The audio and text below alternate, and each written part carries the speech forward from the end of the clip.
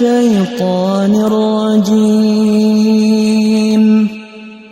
بسم الله الرحمن الرحيم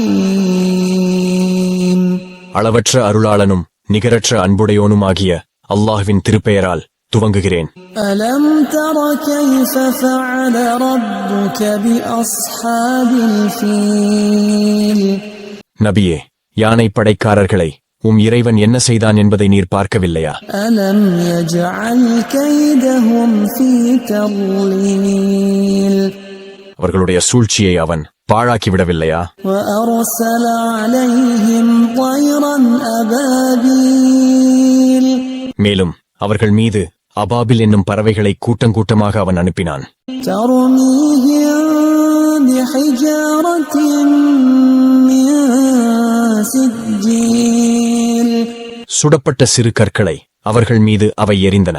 فجعلهم كعصف مأكول அதனால் அவர்களை மென்று தின்னப்பட்ட வைக்கோலைப் போலே அவன் ஆக்கிவிட்டான்.